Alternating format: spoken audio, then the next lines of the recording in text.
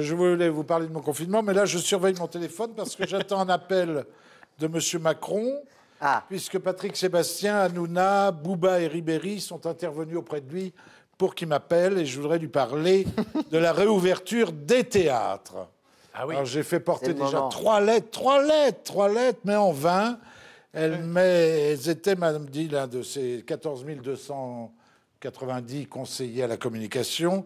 Les lettres étaient trop bien tournées, trop respectueuses, trop condescendantes et surtout sans une once de grossièreté ou de vulgarité qui font l'image du septennat des Tuches 4.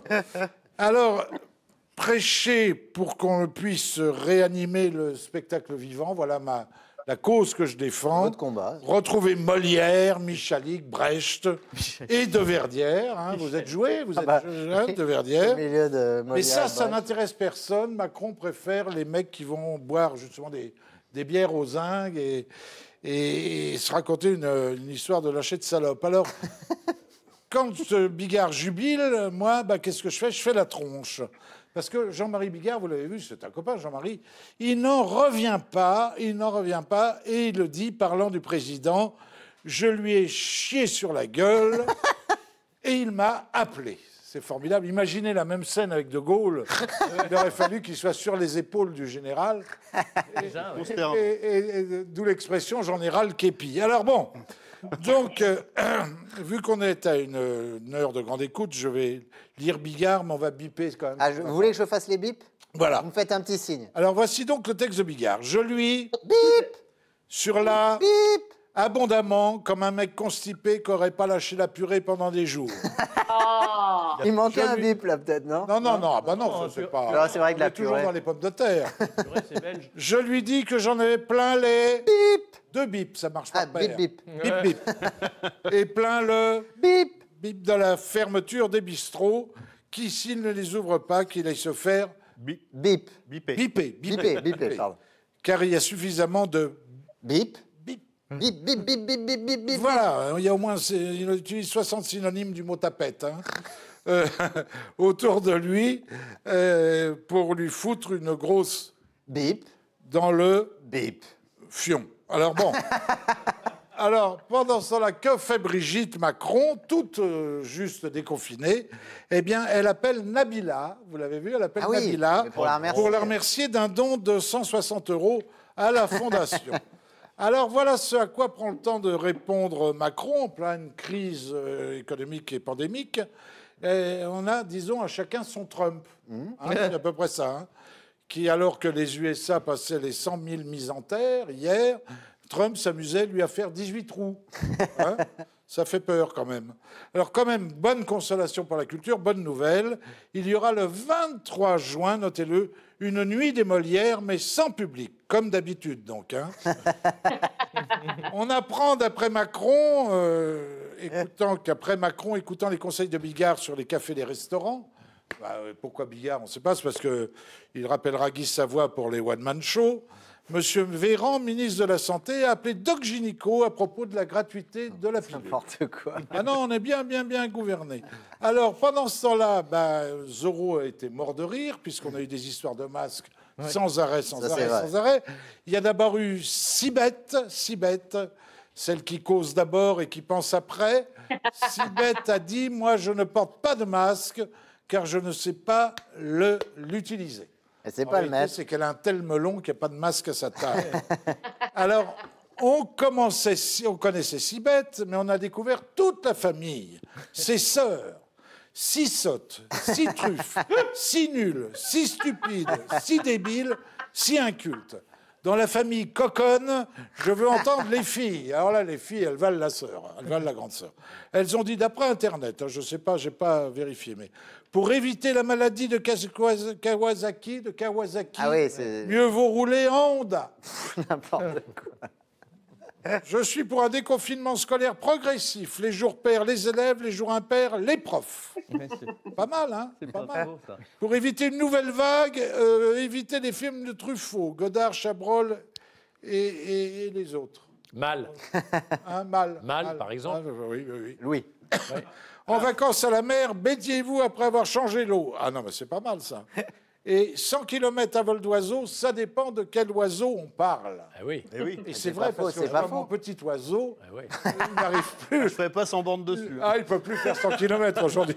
Il est à l'arrêt, non, de toute façon, non? Ah oui, même si vous voyez une belle bécasse à farcir. Alors, qu'est-ce qu'elles ont dit encore? Ce sont des gonzesses.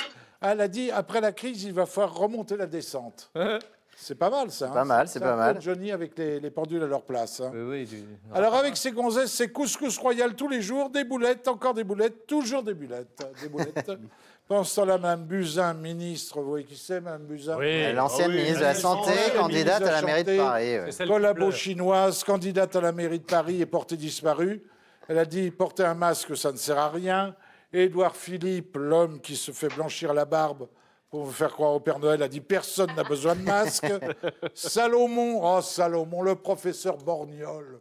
Oh, j'adore Salomon, mort, qui annonce les morts avec la même joie que Foucault quand il donne les résultats du loto.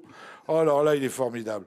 Alors lui, il a dit le masque, c'est pas une bonne réponse pour le grand public. Vous voyez, on ne sait plus où on en était quand même. Hein. Et alors, ces gars-là s'y connaissent, puisqu'avec Véran et Hollande, avec Véran et Salomon et Véran étaient sous Hollande responsable sanitaire de Madame de la Santé, Madame Marisol Touraine. Voilà, voilà. Et Macron, lui, il a dit à propos des masques, on n'a jamais été en rupture, on est en manque. Ah oui. C'est pas mal, ça, comme phrase. Hein. C'est pas la même chose. Hein. Ah, non. Bah non, c'est le mec, c'est pas la même chose, le mec alcoolique et le mec poivreau. Absolument. Regardez le dessin d'Alex après la pénurie de masques. Alors Macron qui nous a quand même joué le planteur de tomates, vous l'avez vu en Bretagne, client de supermarché, le chirurgien avec toute la panoplie de Georges Clooney. Et on l'a même vu en De Gaulle. C'est le goût du déguisement. On aimerait le voir déguisé un jour en président de la République. Mais ça, on peut rêver. Alors Macron est allé à la Salpêtrière faire son mea culpa. Hein. Il ne devait pas être en service réanimation, mais il avait dû aller en neurologie. Déconfinement du monde. En urologie, tu veux dire? En urologie, oui. Ah oui, à cause du mea culpa. Oui. D'accord. Oui, parce que le mea culpa. Oui, bien sûr. C'était fait. C'est mon docteur qui me l'a raconté. Alors, ça ne vous fait pas rire, allez l'engueuler. J'avais pas. Merci de l'avoir noté. Parce que je ne sais pas, vous, Jacques, si vous l'aviez noté, mais vous, évidemment, parce que vous êtes beaucoup plus vif d'esprit que moi. Relevé, si je mais alors, moi, j'étais passé à travers. On a une phrase historique d'Anne Hidalgo après la crise, le plus dur est devant. C'est l'inverse de Delanoë qui disait le plus dur est derrière nous. Non. Enfin bon. Non, arrête. Dans le monde d'après, c'est pas possible. Non, mais oui, c'est fini. C'est fini. Le meilleur est derrière. C'est de l'humour 2019. Alors Macron qui s'est adressé aux gens de la culture. Alors là, il s'est déguisé en artiste. Mais dis donc, on a vu la gueule qu'on a en artiste, nous. Hein, il avait les bras de chemise, la cravate de travers, les cheveux séchés au réacteur d'Airbus. Il était, je sais pas ce qu'il avait fait. Et alors ajouter à cela des yeux exorbités,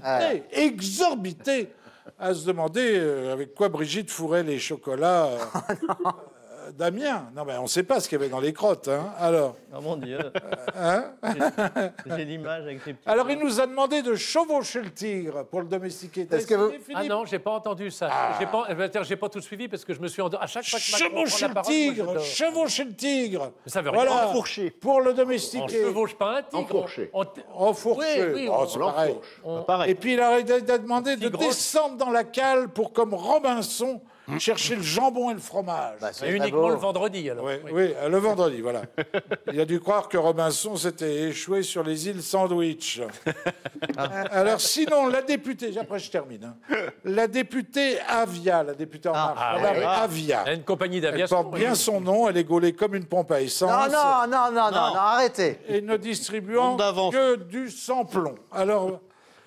c'est bon signe. C'est elle ça qui aurait est en bonne mordu santé. son chauffeur. Oui, un taxi, un chauffeur. Elle a mordu son chauffeur de VTC. Ah bon? Elle a confondu le chauffeur Uber et le traiteur Uber. Elle l'a mordu. Alors, elle nous a donné un conseil, Madame Avia nous a donné un conseil. N'oubliez pas votre masque pour sortir et votre préservatif pour rentrer. Alors, sinon, juste une réflexion de mon petit-fils. Oui, dernière. Réflexion de mon petit-fils. Papy, je veux faire docteur plus tard. C'est la seule façon qu'il y ait pour passer à la télé. Et c'est vrai qu'on les a tous vus. Tous vus. On se demande s'il y avait encore des toubibs à l'hôpital. Hein. Alors, et Macron qui a rendu hommage à De Gaulle sur le lieu d'une défaite. Ça va pas. On attend un hommage. C'est pas vraiment une défaite. C'est quand même un acte de défense. Oui, défaite quand enfin, même. c'est pas le seul d'ailleurs. Oui. Hein. Alors on attend un hommage à Napoléon à Waterloo et à Vercingétorix à Alésia. Macron qui ressemblerait, paraît-il, d'après ses conseillers, à Clémenceau. Alors je dirais qu'il est plus sot que Clément. Bravo. Voilà.